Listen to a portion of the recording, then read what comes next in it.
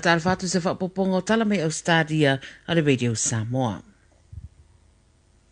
Wa tau whai mata I tua le to tele ngā yoinga le Palemia o Ausetalia Anthony Albanese I le temineia o iai Spain mo le whonutanga le NATO e peona usui e le vai asanei. Lo ripatia fo le mata I tua le to tele pe o le aia te ina le malauria mai le presidente o Ukraine e a whelo nā tunu o iai le Palemia I Europa. E manatu nisi le tau mate o mata I tu mai fo I saina le tūranga lea pe a whai a whea e le Palemia o Ausetalia Ukraine. Wha mai Albanese le ripoti le 7 News o le aia whalangolango la mai fautuanga le maanga tau le puipuinga a le itadiaina nisi o valauria. Le a whaero iai fo le Palemia mataitai o tunu e peo New Zealand ia pani makore I saute a o iai lea whonutanga le NATO I Spain maana te tadiaina le ngā rurue whaatasi ma le whaateleina o le langolango whaamiriteli e tadia tuwai I le whaawau pea o nauna ia e saina o lona tūlanga I le Indo-Pacific. O loo whaatino te tee a Ave Trains o loo whaawau fo'i le whaailoaina o le whinau ai la tau o loo na ia le whaia o se whaatatau I swinga o le tau po climate activist ma o nisi o tūlanga o loo tūra e mai sini le so o mai tawina le whaatuai ai o le tele o malanga a Trains a toai ma le tele o I tua le a ai tele I sini wa whaalawlavengi ai le whewa I o tangata o na o solo te te o loo whaatino. Whaopopo atu I lea o loo fola fo I le te te a tau si mai ma leanga I ese mga ruenga. Wala pta ia le vaenga o lo nafa ma le whaafueina o no fuafi po Trains I le stete ia tangata whemaranga I ia sira fia le lei o le amatua I eise whaatua I whainga malanga o no fuafuanga I pe o na whaatino nei rau whainga ruenga e mafua lava I whiutana inga I totongi. O le blockade Australia, le whaalapaptonga leo lo whea ngai matau mo whainga I le aisini, e whaalawelawe I whio inga tangata I nungo le ala tele. Ia si iti aira si la whio tangata I la lātou whinau, e winga I a whianga o swinga o le tau I le atunu u maona whianga. Whai mai le sui premier o le stete o Paul Toole I sana whamtaranga le 7 News, o lana tala whai le ausol te te eia, a ngā ia sa iri ni ngā ruenga moni. Pai mai le sui komisina o leo o Paul Dunstan e fia whaailoa I tangata nei o lātou whaia ni ngā luenga sori tū la whono.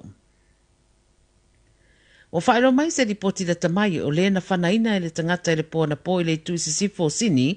o mariula vai le whale mai ma na awinatu I ei motong fitinga o le whaalaulawe na whanai pe whaase fulu le sa avea masui o le kenge le Lone Wolf o Yusuf Naglioglu ina wanga I ese mai ma se kāpaka o se Valley Roads I le fia na nafi. O nisi o ata wa whaailoa I le ripote le 9 News wa whaailoa ai le manua tinga ina o lea li e fast food tausanga le matua a whaawawe atu e paramedics I le wharamai mamariwa I lava le tau ana leila. Wa mai leo e tale tonu leo swainga o se whainga ua levo na fua ma ua whaasolo neisu e suenga leo ma ua taa ufoi na maua atu se taa vale wa susunu I tala atu le no fuanga na tupu ai le whaala me lave. Walapta ia leo Queensland I lātou e fia mai moina ta alonga la kapi e mai se ainga ma wole au ta alo ia whae tete nisi o whainga tau whaasase o lo wheta ua inai whao ngā ai pepa mai mua mo le ta alonga whae umara sa idingo le Sempino le Origin I le tau sanga nei. Pa mai le leo su e Michael Newman mai le ofisa o leo Queensland o pepa mata e masani na wha taurungo le Facebook ma le Gumtree e masani na whainga tau na tatunuina e moni. Ta ua leo o lātou wa ai inisi o tangata ua o le se furu wafe ua lusi ai I le tau mwhainga e whaatau se pepa mata ma e ao na sira le inisi o tūlanga e pei o le mawhai o na whaarisa o mai ia o le pepa mata moni au le I whaatawina. Wana o le Ticketek le upenga ta whaerangi o lo ua resitala e whaatawina tickets o nei ta alonga o I lātou e fia maua pepa mata le leo na ngā iai le upenga ta whaerangi lea e maua ai pepa mata. Wa whaamanatu mai fo I leo le whaasalanga o pito mamafa o le whaatau tickets se ma whainga tau whaasase ia o le tatongi o le siria marerua a whetala Ausetalia.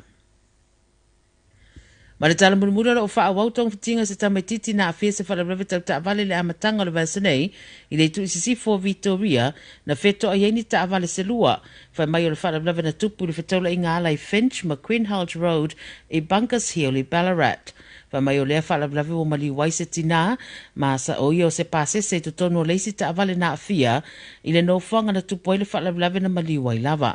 Pai mai o le tene titi o se pasese fo i le isi ta vale lo o tong fitere wharamai e whaisi tinga ina o manuanga ai le ia whaina le ave ta vale na o lātou malanga tuai. O lo o wha wau su engai nei wha lavelave ia malona fo i mafu anga. Tala ia Radio Samoa mai Ausetalia mo le nei a solu.